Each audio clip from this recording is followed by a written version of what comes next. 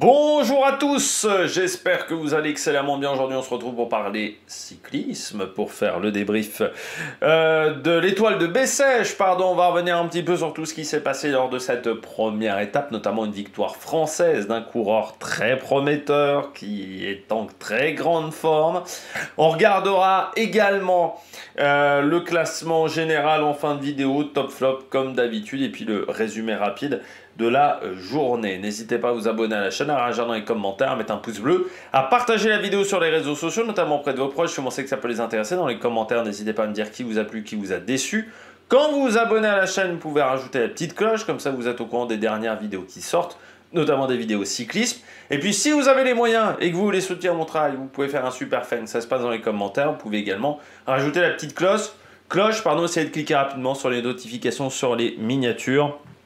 Comme ça, les vidéos sont plus mises en avant. Allez, on commence tout de suite avec cette vidéo. Une journée qui a été marquée par le vent. La tension, en fait, et le vent, ça va souvent ensemble. Parce que il y avait des possibilités de coups de bordure. Tout le monde le savait qu'il y avait des possibilités de coups de bordure. Donc dans ce genre de situation, des fois ça fait un peu pétard mouillé, ce qui a été le cas aujourd'hui, mais pendant toute la journée ça a été très tendu. Notamment les motards de la police avaient beaucoup de mal à dépasser le peloton qui était extrêmement étendu. Ils devaient vraiment accélérer à chaque sortie d'intersection pour vraiment pouvoir aider et signaler les dangers. C'était parfois assez chaud. Et puis l'échappée n'a jamais pu espérer véritablement quelque chose dans cette deuxième partie d'étape, parce que dès que le peloton accélérait, il y avait tout de suite 1 minute 30 d'écart qui disparaissait très facilement du côté de cette étape. Que dire d'autre du côté de cette journée sur l'étoile de Bessèges? Eh bien, qu'au final, on a eu assez peu de chutes, malgré le fait que c'était très nerveux. Et puis, ça s'est plutôt bien passé, voilà, je dirais, du côté de cette journée, avec un parcours moins technique qu'avant, aussi, du côté de la côte de la Tour. Parce qu'à une époque, c'était extrêmement technique, c'était moins technique. Et puis, peu d'écart, au final, du côté du classement général.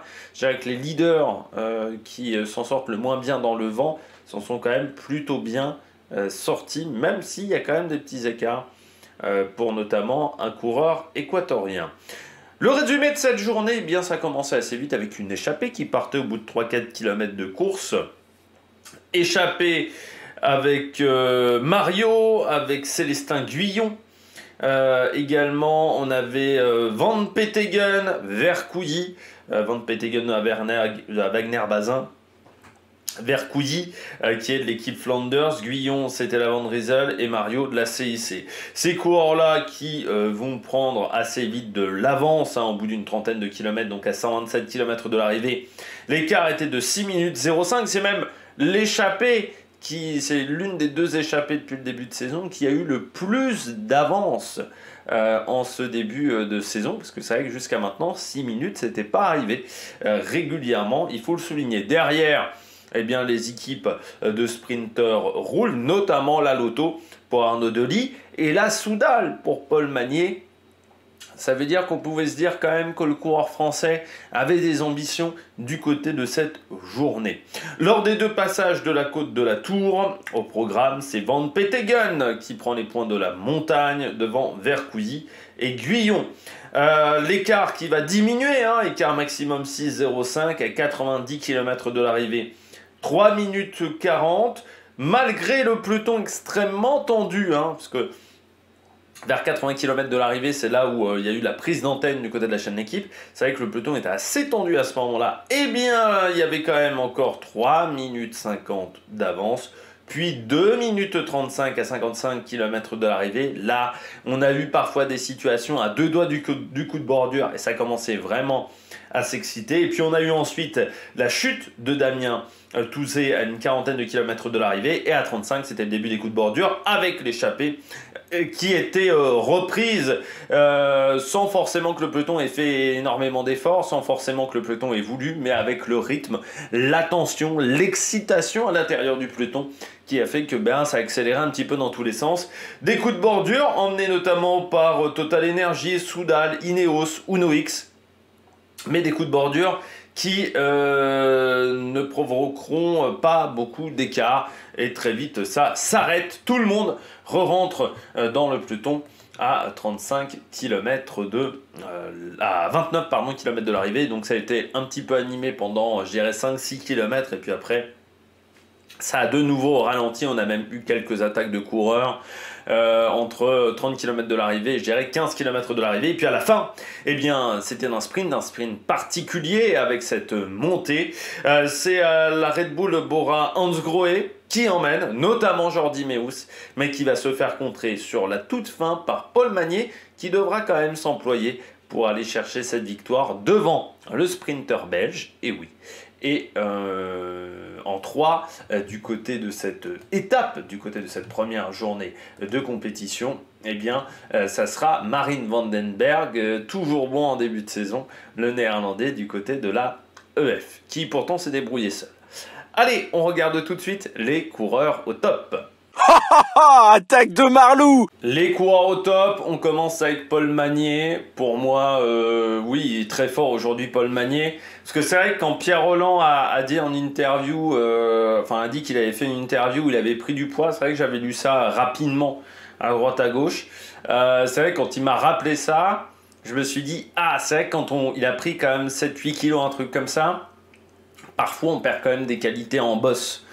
Surtout quand il y a un petit peu de pourcentage, parce que forcément on a plus de poids à transporter et c'est pas forcément facile en bosse. Par contre, c'est vrai que c'est plus simple sur les pavés, notamment du côté de Paul Magnier. Il y a quand même un objectif sur les pavés du côté du coureur français.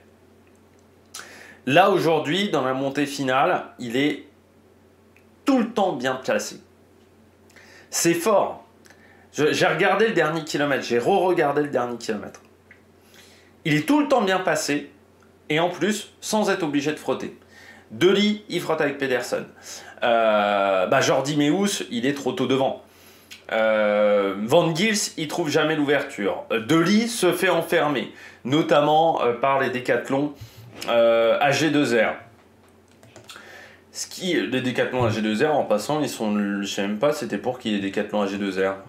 J'ai pas vérifié. Oui, parce que Nicolas Prodhomme fait 15. Et Bennett fait 70. Donc c'était peut-être pour Pedersen. Enfin, je sais pas pour qui ils ont roulé la Decathlon AG2R. Ou soit c'était pas la Decathlon AG2R. Ah, c'était peut-être la Unibet. C'est vrai que les maillots se ressemblent. C'était peut-être. Non, je crois pas que c'était la Unibet, parce que Cubis, il a un maillot de champion national. Non, ça devait être la Decathlon. Du côté de Ligt, il se fait enfermer. Il est obligé de frotter. Pedersen aussi. Le seul qui est bien placé tout le temps et qui n'est pas obligé de faire d'efforts, Paul Magnier. C'est ce qui fait la différence au bout d'un moment. Il a su extrêmement bien se placer, Paul Magnier. Sans forcément être extrêmement bien entouré. Du côté de la Soudal Quick-Step, la Red Bull Bora, il y avait plus de monde. La Lotto, il y avait plus de monde. La Decathlon, il y avait plus de monde. La Unibet, il y avait plus de monde aussi. Mais la Unibet est un petit peu trop tôt devant, même j'ai envie de dire. Mais Paul Magnier, solide. Solide. Du côté du coureur français, ça montre qu'il est déjà en forme. Alors, il faut faire attention parce que les classiques flandriennes, c'est pas pour tout de suite. Mais Paul Magnier, il sait très bien démarrer les saisons. Il l'avait démontré l'an dernier, où il avait gagné dès son premier jour de course. Là encore, il gagne dès son premier jour de course. Pourquoi? C'est un coureur qui vient du VTT. Paul Magnier, comme Philipsen, notamment chez Lidl Trek. Donc, c'est des coureurs qui sont habitués à préparer des objectifs très précis dans l'année.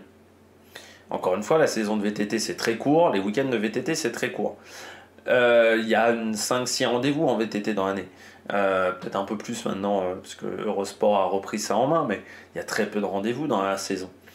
Donc Magnier, quand il était chez les jeunes, il a fait aussi d'autres disciplines. Magnier, c'était préparer des objectifs précis. Donc là, aujourd'hui, il sait préparer des objectifs précis parce que dans sa première partie de carrière, il savait le faire. C'était ce qu'il devait faire pour être performant. Et puis après, du côté de Paul Magnier, pour moi, il y a un niveau qui a progressé. Alors, est-ce qu'il sera en forme sur les pavés? Ça, c'est autre chose, parce que il va falloir découvrir ces courses-là et prendre de l'expérience, ce qui est loin d'être facile. Mais pour moi, il a progressé en sprint, ça c'est clair et net. Et après, parce que là, il bat quand même Meeus sur le plat. Et puis, il arrive à aller loin dans l'effort. Ça, c'est aussi ses qualités du VTT. Il sait aller loin dans l'effort. Comme Julien Lafilippe, comme Sagan aussi. Il sait repousser ses limites, Magnier. Là, la différence, c'est que Meeus, il est au taquet. Meeus n'arrive pas à en remettre. Magnier arrive à en remettre. C'est ça qui fait la différence. Mais Paul Magnier, il peut être très satisfait de sa course. Très satisfait, et puis on verra demain, mais c'est un coureur qui peut être performant également à Bessèges, hein. Encore vendredi, mon bouquet ça sera trop dur, mais vendredi Bessèges, si ça roule pas très fort, c'est un coureur qui peut être encore présent. L'an dernier il aurait été présent, cette année ça sera peut-être plus compliqué, mais oui, c'est un coureur qui est extrêmement talentueux. Bon, de toute façon, je l'ai mis parmi les coureurs les plus talentueux, Paul Magnier déjà, dans les top 10 de fin de saison. C'était pas cette année, c'était l'an dernier, il y a 2 ans, je crois me rappeler que Magnier était déjà dans le top 10, parce qu'il m'avait impressionné sur le Tour du Limousin à l'époque où il était chez Trinity Racing, et j'avais trouvé ce coureur-là, je m'étais dit, lui, il est très très très costaud déjà pour la catégorie élite. Deuxième coureur top, Jordi Meeus. Moi, quand je l'ai vu, Jordi Meeus, je me suis dit, il roule pour Van Gils. C'était peut-être même ça l'objectif de départ, c'était de bien placer Van Gils pour le général, et Meeus allait jouer sa carte plutôt demain. Parce que Meeus, c'est la première fois que je le vois passer aussi bien une bosse. Meeus, ça fait depuis plusieurs années qu'on le voit. Je l'ai déjà vu faire des Flandriennes, Meeus, notamment. Il passait pas un pont d'autoroute, Meeus. En gros, c'est vraiment pas sa spécialité, les bosses. Déjà parce que c'est un très grand gabarit, hein. Il fait 1,90-80 kg, ça doit être dans ces eaux-là. Mais encore une fois, le poids. Mais parce que c'était pas forcément sa tasse de thé non plus. Il n'avait pas des qualités pour être performant sur ce type d'effort. Là, il m'a vraiment surpris. Dans ce final, je m'attendais pas du tout à ce qu'il résiste. Déjà, grosse résistance à l'effort, parce qu'il a tenu au moins pendant 400 mètres à l'avant du peloton. Et il a failli surprendre tout le monde, Jordi Meeus, mais aussi belle performance par rapport aux années précédentes. Alors c'est vrai que peut-être que du côté de la Bora, on lui a dit, si tu veux faire les grands tours, il va falloir que tu fasses mieux au niveau des bosses, parce que nous, on a besoin aussi d'un coureur qui puisse aider dans les débuts de journée, qui puisse récupérer les bidons d'eau, qui peut servir de porteur d'eau. Et c'est vrai que jusqu'à maintenant, Jordi Meeus sur un grand tour, dans une équipe où c'était pas le numéro 1, parce qu'il y a Roglic, parce qu'il y a toujours eu des grimpeurs chez Bora depuis quand même de nombreuses années, c'était compliqué pour lui de faire des grands tours. Alors est-ce qu'il y en a que 2 même dans son palmarès, alors qu'il a 26 ans quand même déjà. Alors est-ce qu'on lui a dit, si tu veux faire des grands tours, il faut que tu te montres, ou soit on lui a dit, pour nous tu peux pas faire les grands tours, par contre on aimerait bien te voir sur les classiques flandriennes, et il a dû progresser dans ce domaine-là. Mais là, j'ai vraiment été surpris, parce que c'est pas du tout sa spécialité, les bosses. Je me souviens même à Paris-Bourges, je crois qu'il avait galéré quand il gagne Paris-Bourges, hein. Je crois qu'il avait souffert dans les côtes, alors que on est sur des côtes qui restent assez courtes et qui sont très loin de l'arrivée. Feu Paris-Bourges.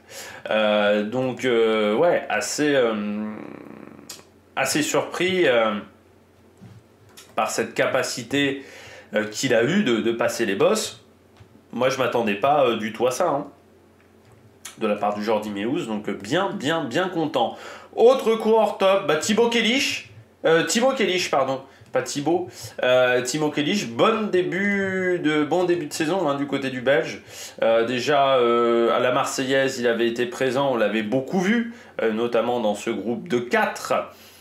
Mais également, là, sur cette première étape, il a bien passé la bosse. Thibaut Kélich qui est en fin de contrat avec Alpecin de Koninck, parce que c'est un coureur qui est passé par l'équipe de développement, puis par l'équipe 1, mais qui se retrouve dans une situation où il est en fin de contrat. Donc à 25 ans, c'est vrai qu'on réfléchit à où on va aller, où on peut aller. Il y a Van Der Poel qui pique quand même pas mal la place du côté de cette formation. Coureur qui avait été performant l'an dernier sur le Tour de Wallonie, qui avait remporté la Volta classique et 5e du Samin. Et l'an dernier, eh bien, il avait fait 21e du Grand Prix de la Marseillaise et 10e à Méjeanne Le Clap.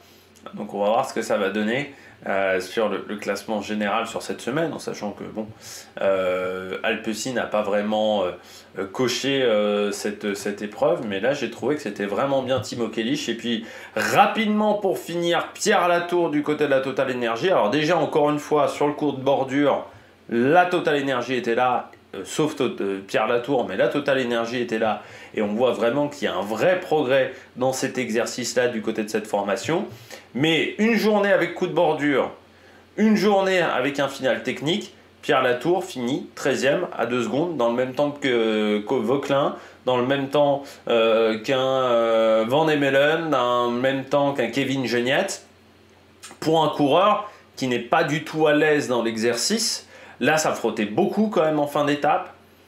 Donc il y a peut-être des progrès du côté de Pierre Latour sur cette appréhension des pelotons, parce que c'est presque ça hein, du côté de Pierre Latour. J'avais pas eu l'impression au Grand Prix de la Marseillaise où il était plutôt à l'arrière dans la descente, mais il a peut-être progressé dans sa manière d'appréhender les pelotons. Lui aussi, hein, il est dans une situation qui est compliquée, Pierre Latour. Il est en fin de contrat, très clairement, il l'a dit, si je galère autant cette année que l'an dernier, grosso modo, et que depuis quelques temps, au niveau des descentes notamment, il a dit « j'arrête ma carrière, j'ai pas envie de continuer à souffrir, à me torturer la tête ».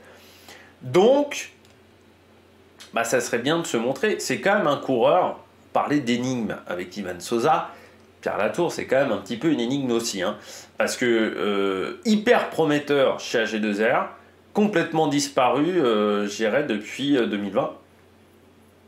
2019-2020, il y a eu des chutes certes, mais pas que les chutes, il a disparu sur le chrono aussi, un petit peu Pierre Latour. Donc c'est un peu trop facile de dire que c'est que les chutes, parce que même sur un vélo de chrono, aujourd'hui, il n'est pas suffisamment performant. C'est quand même un mec qui a été 2 fois champion de France. Aujourd'hui, il est au dehors du top 5 sur des championnats de France. Quand même aussi le rappeler du côté de Pierre Latour. On regarde tout de suite les bonnets d'âne. Du côté des bonnets d'âne, on passe eh bien, aux coureurs qui n'ont pas passé forcément une très bonne journée. Je commence avec Arnaud Delis. C'est fou, Arnaud Delis, il est bien placé aux 500 mètres, il est bien placé encore à 300 mètres de l'arrivée, il a complètement explosé. Son équipe a fait un super travail pendant toute la journée, il est bien accompagné dans le final. Le dernier kilomètre, c'est vrai, n'est pas simple parce qu'il frotte avec Pedersen.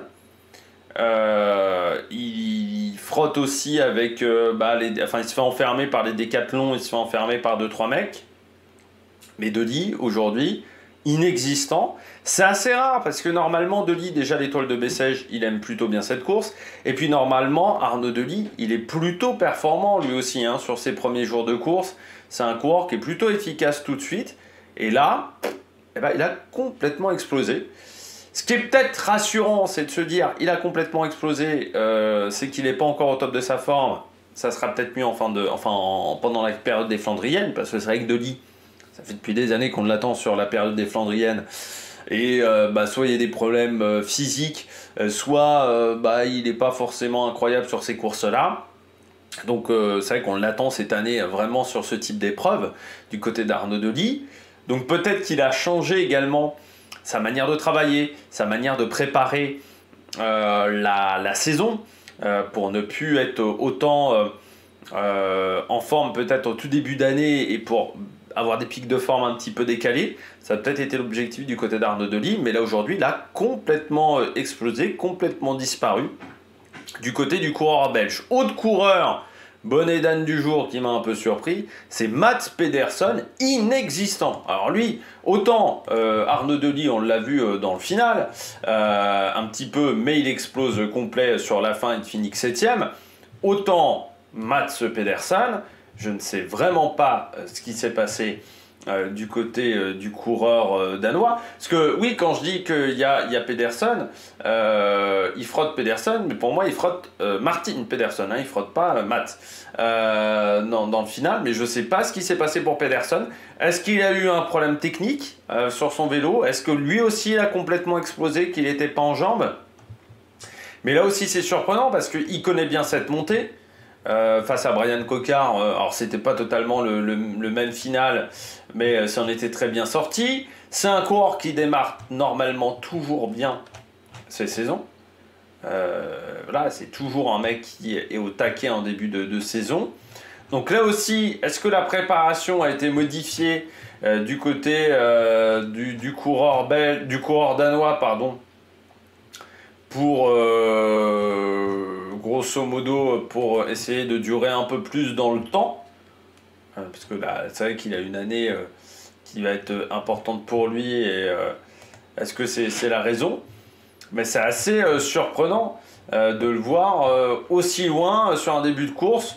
Il faut remonter en fait à quasiment 2020 pour voir un plus mauvais résultat sur un premier jour de course. Mais à l'époque, c'était sur le Down Under, donc une autre course aussi. Et à une époque où le Down Under n'était plus vraiment en odeur de sainteté du côté des coureurs, ce qui a changé depuis la fin de la période Covid.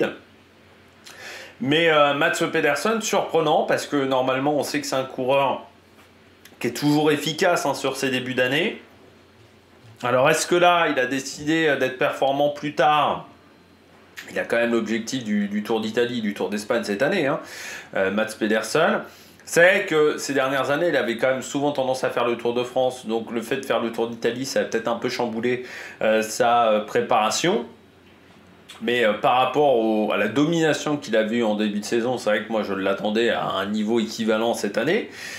Et je pense que donc on aurait pu s'attendre à ce qu'il soit au moins dans le top 5.